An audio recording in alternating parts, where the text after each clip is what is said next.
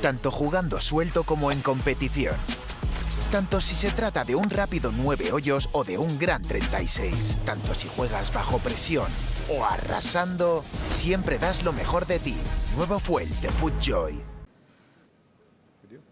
Xander Schauffele, ladies and gentlemen, is joining us at the 104th PGA Championship. Congratulations on your victory in New Orleans, Xander. I've got to think that even though it was a team event, that you got to be feeling pretty good about coming in here to Southern Hills, right? Yeah, it's an interesting feeling, you know, winning in a team event. I guess it's a non-Ryder Cup or President's Cup, so no complaints, obviously. And if you're winning, you're playing some good golf. So it was a lot of fun. How familiar are you with Southern Hills Country Club? I played the Trans-Mississippi Amateur, you know, almost a decade ago, I think. So not super familiar, but I've played, you know, each 9 once, and it's pretty obvious what needs to be done around the property. Got it. Do you like the way it looks? Do you like the way it feels? Yeah, it's tough. It's going to be really hard. I think, you know, PGA Championships for the most part are, you know, people feel like you can kind of shoot lower in them than most majors, but I think this year is going to be a different story. Very good. All right, thank you. We'll take questions from the CIA area, and we will also zoom out to questions. Does anybody have a question here on site right now first? Thank you. Yeah. Juan? So we were talking with Patrick about your celebrations after New Orleans. I think it's been postponed. You're going back to Northern California. Will you go with your wives this time? And what are you going to do there? Yeah, I mean, just explore. Go back to Napa, maybe spend an extra day. I don't know if we could have last year. We were kind of worn out, but I think we're going to kind of slow our roll, maybe visit, you know, 1 vineyard a day instead of 2 or 3, and kind of enjoy it a little bit more. Doing 2 or 3 vineyards in a day can be kind of taxing, especially if you're finishing all the tastings. There's a feeling around here, I mean, and I saw you practicing with the other guys. There's a generation thing here, but also there's a Ryder captain here that kind of has, I mean, stayed since then, no?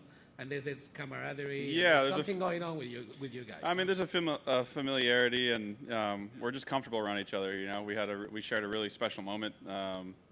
You know, being on those team events is really awesome and really special. So, you know, in passing, there's always, you know, little nudges and pokes amongst players and caddies. So it's all in good fun, though.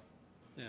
So about the PGA Championship and Southern Hills this week. So looking at you played all kinds of majors, different situations. Is there something about the PGA Championships that make it different? I mean, is there a common denominator on the type of golf courses, the type of golf you have to play, or the field? What is it?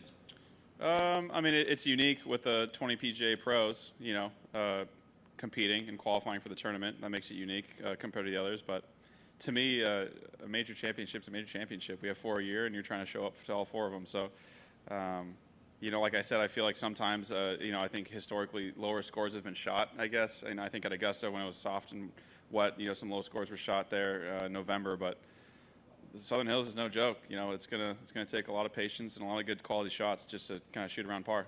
So talking about the 20 pros, there's Kyle Mendoza here, who's a pro at one of your clubs, and I think you played with him plenty and you know him well. Can you tell us a little bit? Yeah, Kyle's great.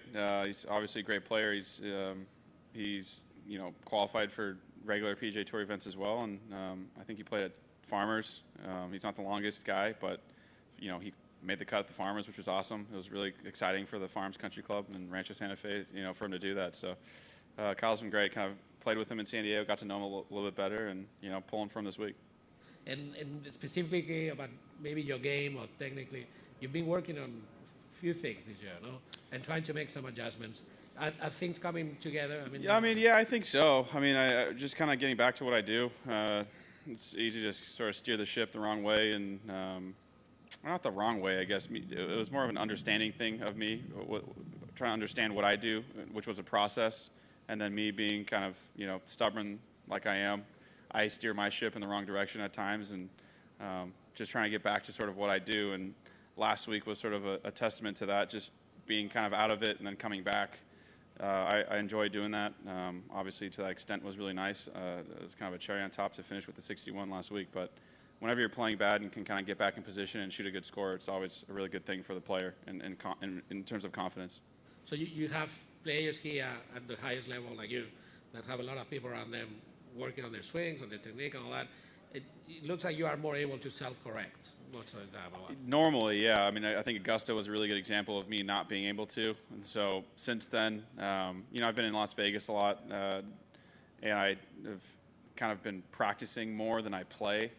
So, I've been out at the Discovery property at Summit, and, they get like 10 to 12 rounds a day. So I've just been trying to play as much as possible with Colin out there, and, iron sharps iron. So it's awesome to play with him, and it's awesome to just play more golf. And I think that's when I play my best, is when I'm just playing more golf instead of sort of worrying about golf swing. Very good. Let's zoom out to the USA Today, Steve D'Amiglio. Steve, do you have a question for Xander? Yeah, you alluded to it earlier, Xander, but how important, and important might not be the right word, but how big was last Friday afternoon? Yeah, big for me. I've been sort of, the Zurich tournament with Patrick was really nice, sort of half the stress. I was playing really well there at that time, and, getting that win was important. But if you kind of look before the Zurich, just kind of how my year has been going, very kind of stale for me, in my feelings and how my team sort of view how I'm supposed to play. So it was nice to kind of put that aside, and, Friday was I had that stale feeling for a little bit, through about 4 or 5 holes, and then kind of woke up and made a lot of birdies. What were you thinking after the third hole on Friday? You were 3 over par. Some terrible things. Not gonna lie. It's so weird when you're playing so poorly, or scoring so poorly, I should say. I felt like I was playing okay. Scoring really poorly, you kind of freeze you up. I had nothing to lose, and so I pretty much had that nothing to lose mindset for quite some time throughout that tournament. And yeah, I was just chasing. And last one, you were 27 under par your last 51 holes. Have you ever had a stretch like that on the PGA Tour? You tell me. I don't think so. Thank you, sir. Thanks, Steve. We'll zoom out also to the GWAA's Jeff Babineau. Jeff, are you there? I am here. Hey, Xander. Hey. You early on in your career, you didn't hide the fact that you thought chipping was a weakness that you needed to improve. Curious how you feel you progressed in that area, and what are the types of things, with it being such a big factor this week, what are some of the types of things you did to improve there? It's funny. I mean, I feel like out here it's sort of whoever hits it best. I mean, for a personal standpoint, yeah, chipping is always something we can improve on. In terms of the importance, statistically, I feel like it's not as important as driving, approach to green, or putting. So fortunately, it's the least important where I feel like I need to improve the most. But out here, I mean, I feel people say they want to chip really well. It's hard. The bunkers are hard. There's a lot of rocks in them. The fairways is grainy.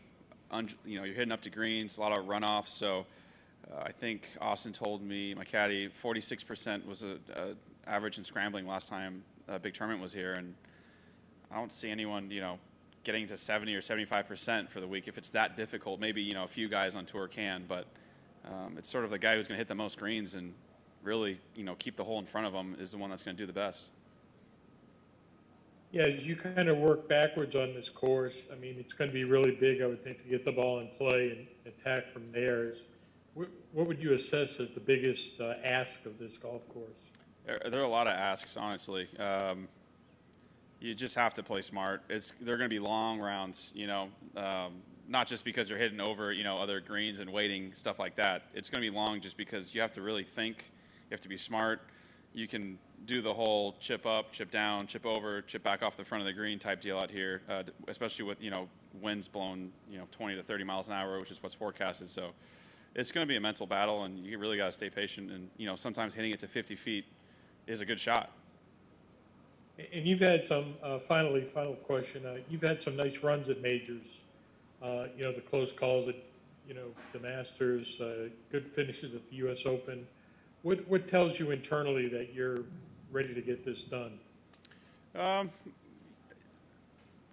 feel like I've kind of been seeing both sides of it. I haven't had the best of years up to this point, so I mean, for the most part, I'd say in terms of consistency. So I think just me getting back to sort of my process and being patient and not really trying to do too much is sort of when I do really well in majors, where I'm not really worried a whole lot throughout the week, and I kind of have that feeling now. So, you know, I think mentally I'm in a good spot. Excellent. Thank you. Thanks. Thanks, Jeff. Xander, have a great week. Thanks for coming in and seeing us. Thank you. All right. El nuevo Pro SL no tiene clavos, pero tiene un agarre increíble. Con una plancha de carbono adicional para optimizar el retorno de energía y un nuevo y moderno diseño, el zapato original de máximo rendimiento sin clavos tiene algunas ventajas importantes.